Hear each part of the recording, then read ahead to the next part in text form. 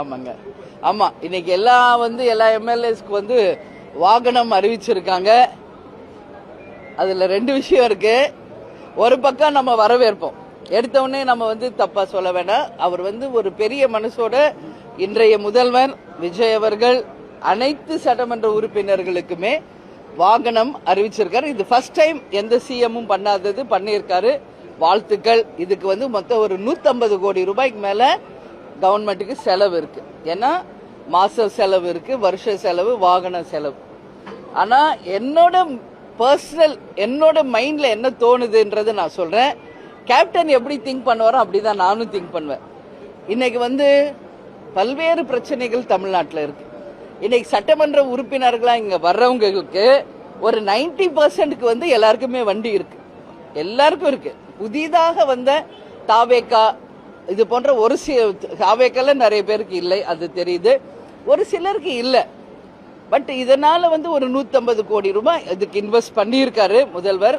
அதை நம்ம ஒரு பக்கம் வரவேற்போம். அது ஒரு பக்கம் இருந்தாலும் மற்ற விஷயங்களிலும் கவனம் செலுத்தணும். இன்னைக்கு விவசாயிகள், நான் இப்ப கிராஸ் பண்ணி வர எல்லா விவசாயிகள் நிக்கிறாங்க. அவங்க சொல்றாங்க முழு கடன் தள்ளுபடி பண்ணுவாங்கன்னு எதிர்பார்த்தோம், நீங்க மட்டும்தான் அதை பத்தி பேசிக்கிட்டு இருக்கீங்க அப்படின்றாங்க.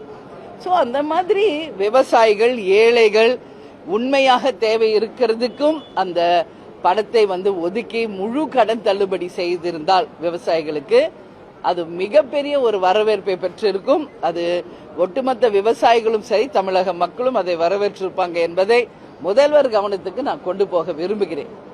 அதனால இது போன்ற நம்மளுடைய மக்கள் தேவையே இன்னைக்கு நிறைய இருக்கு. வேலை வாய்ப்பு ஒரு பக்கம், இன்ஃப்ராஸ்ட்ரக்சரு, இந்த மாதிரி விவசாயிகளுடைய பிரச்சனை, இது எல்லாமே நிறைய இருக்கு.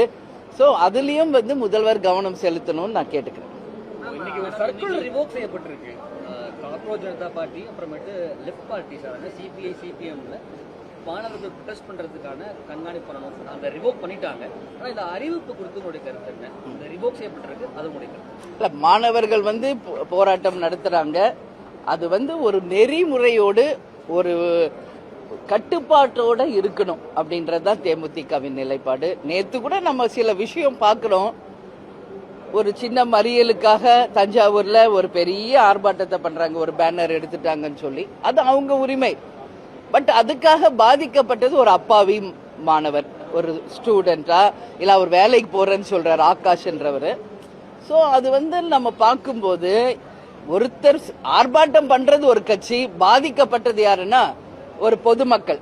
சோ இதெல்லாமே நம்ம கவனத்தில் எடுத்துக்கொள்ள வேண்டும்.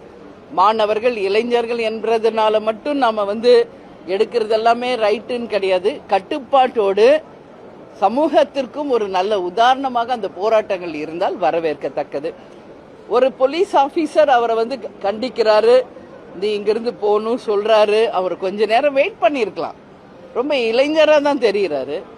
அப்புறம் அடிச்சிருவேன், அடி பார்க்கலான்றாரு, அடிச்சிடுறாரு.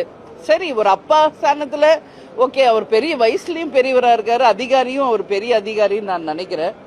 திருப்பி அந்த இளைஞர் ஒரு காவல்துறை அதிகாரியை அடிச்சது நிச்சயம் என்னால ஏத்துக்க முடியல. சட்டம் ஒழுங்கை பாதுகாக்கின்ற ஒரு காவல்துறைக்கு பொதுமக்களாகிய நாம் தான் மரியாதை தரணும். அப்படி நம்மளே மரியாதை கொடுக்கலன்னா இது மிகப்பெரிய ஒரு விளைவுகளை நிச்சயம் ஏற்படுத்தும். அதுக்காக அவர் செஞ்சதும் கரெக்ட்னு நான் சொல்லல. எந்த கட்சியோ ஆர்ப்பாட்டம் பண்ணிதான் அவர் வேலைக்கு போகணும்னு சொல்றாரு. அவரை விட்டுருக்கலாம், ஓகே இந்த பக்கம் கிராஸ் பண்ணி போங்கன்னு. பட் அவர் கோபம் வேற பக்கம் மாறி இப்ப இன்னைக்கு அந்த பையன் தான் பாதிக்கப்பட்டிருக்கான். 6 பிரிவின் கீழ் வழக்கு போட்டு அரெஸ்ட் பண்ணியிருக்காங்க. முதல்வர் கவனத்துல இந்த நிகழ்ச்சி போயிருக்கு. நாளைக்கு கவன ஈர்ப்பு தீர்மானம் இதை பத்தி தான் இருக்கு. இருந்தாலும் நீங்க கேட்டீங்க, நான் சொல்றேன், அந்த பையனை மன்னித்து விடுதலை செய்ய வேண்டும். அதே போல இளைஞர்களும் ஒரு வயசுல பெரியவங்க, அவங்க சட்டத்திற்கு உட்பட்டவர்கள் என்பதை மதிச்சு அவங்களெல்லாம் அடிக்கிறது தப்புங்க, பண்ணக்கூடாது.